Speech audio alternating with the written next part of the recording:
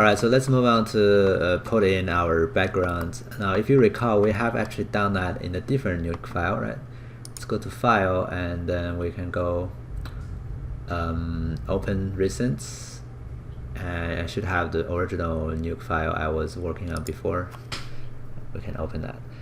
It's gonna open a new Nuke window, so this one will not be closed. Okay.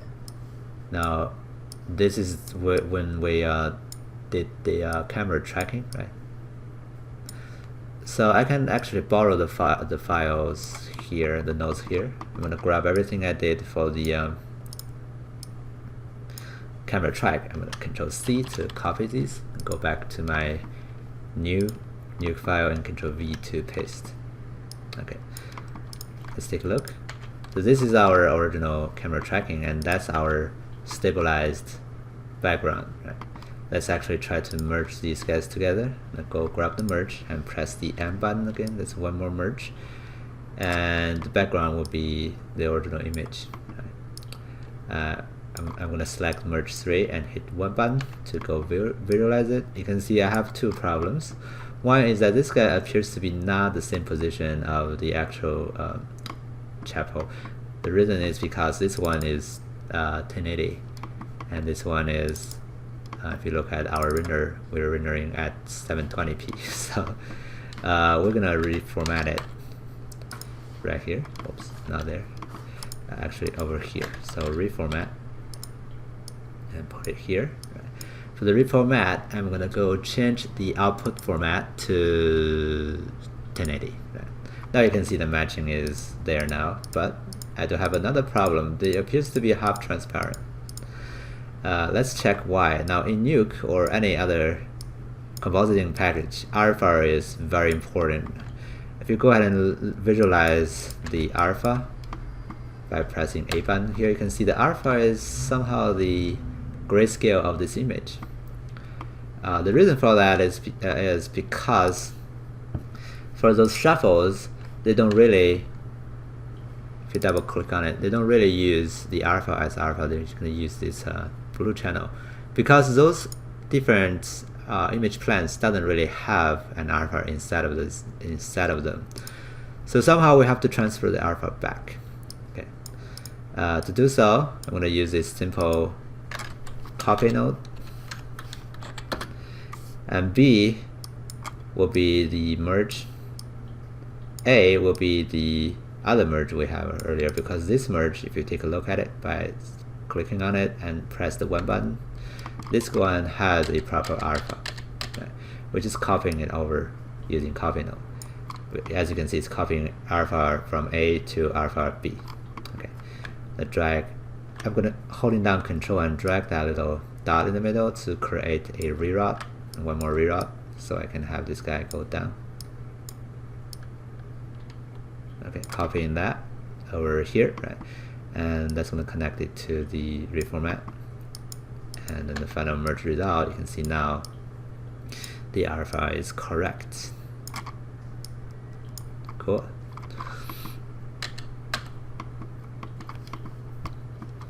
So now we have officially combined our render with the background, but we do have something to fix.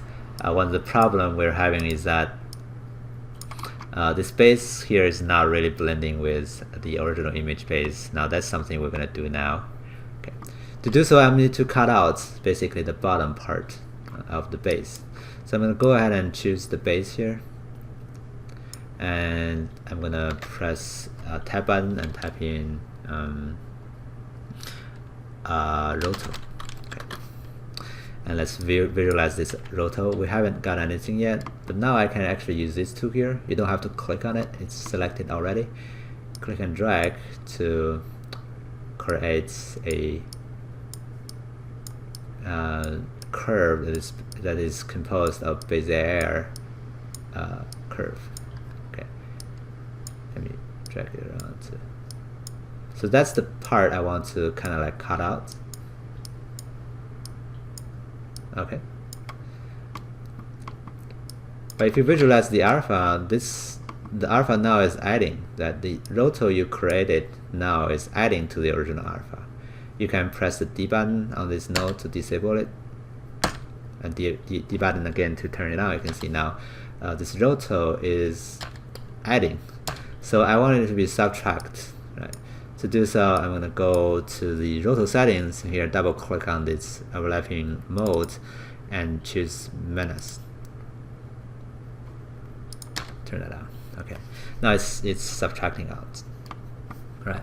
Now I don't want a really sharp edge here, so I'm gonna grab this guy. Let me actually move it down a little bit, and hit the E button on the keyboard. That's gonna blur it.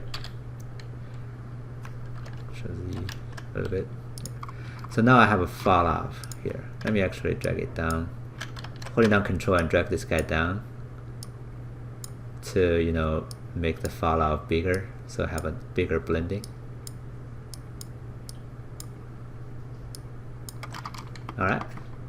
Press A to go back. You can see it's still there, right? Now why is that? Because any new alpha you added is not going to be pre-calculated. You have to use this node called pre-multiply to fix that. So I'm going to drop down a pre-mult. Maybe put it here.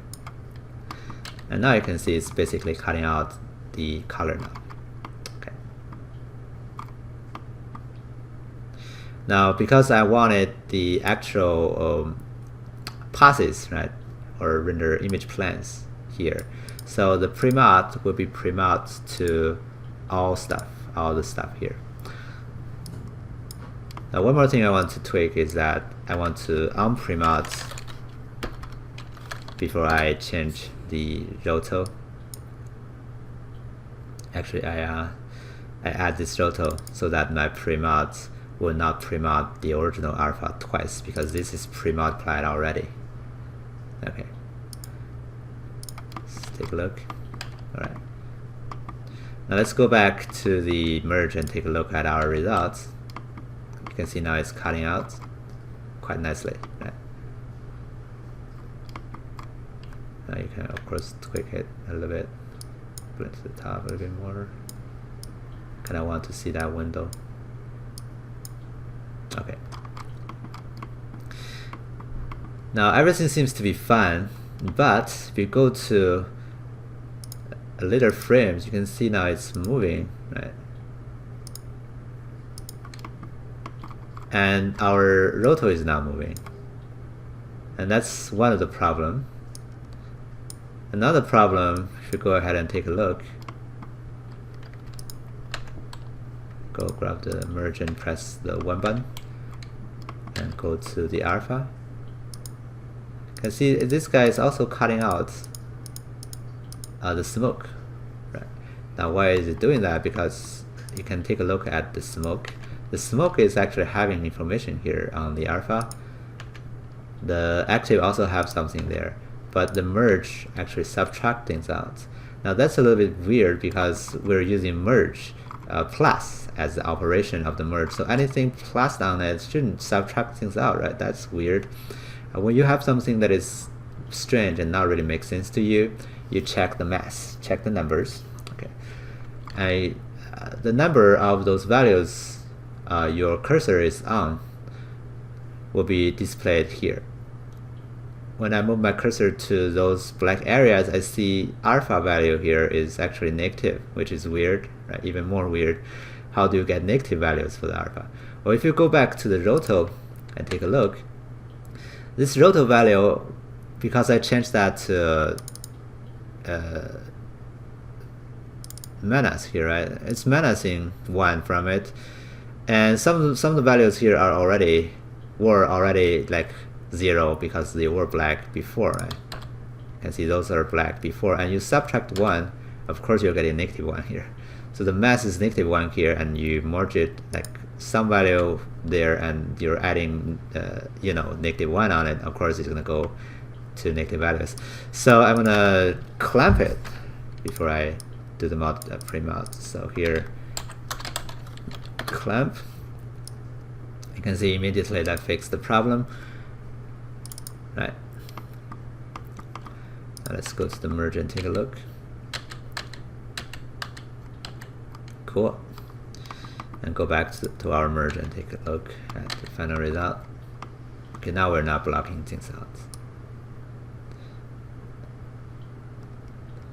Alright, now another problem will be like when we play the video, there's a animation here, right? Double click on my roto. Grab this guy. Those blue dots are keyframes. Roto will be automatically keyframes. So I have two keyframes now. I think I have moved something here. Let me actually go here and delete it by clicking on this minus button. Okay. Alright, now let's go to this keyframe. That's where we started, right? I'm gonna go back to frame 1 and then move it to animate it. Now you can see it's automatically animated. Right, so go back to frame 15. I'm gonna click this button to go 10 frames to forward. I'm gonna reposition my mask and 10 more frames. Doesn't really matter that much here because you know that it's gonna be blocked by the smoke. So I'm gonna go 10 frame more and move it over here. Not sure where it is, but let's keep going. It should be like on its on top of this window here. Right? 10 frame more and move it. So we're basically photoshopping it using this roto masking with keyframe. Alright, 10 frame more, over here, 10 frame more, doesn't really move that much, go back a little bit, eventually here. Alright, now let's go ahead and take a look. This is a little distracting, right? So we're gonna press the Q button to turn off the overlay. That way we're not seeing any of those tools we're using, and we can go play the animation and take a look. Now you can see we're basically blending the base now with the original image. Now I do have some problem here at the bottom because the smoke apparently is going from the back. Right? That's something like I wasn't really expecting. So you never really know if things are working or not. So if I know this would happen, I'm gonna go back, actually cut out those volumes on the back and never really render these guys. But for now, that's just something we have to deal with. But you can see the base is blending nicely, so I'm happy with that. All right, before we wrap this up, one of the things, let's actually, one of the things I want to fix is that the color is not quite matching, right? It's a little bright. So I'm gonna make my color darker here on the sunlight. I'm gonna grab the sun and type in hue shift to add in the hue shift. And I'm gonna change the brightness down so it's darker, right? To match it with the actual color from the base. Now it's darker here on the original image too. Now I cannot really do that because my render is more flat. I can probably multiply my AO on it, but let's just leave it like this for now. It's not that bad, I think, as long as those colors are blended nicely, right? Maybe a little bit lesser saturate, so overall saturation can go down just a little bit. Alright, cool. Now I'm getting a much better blending by doing the color correction. Alright, so this is going to be the part we try to combine or blend the base with the original image. We're going to stop here. In the next one, we're going to actually delete the original image, delete the chapel from the original image so that we have only our distraction. Alright, see you next time.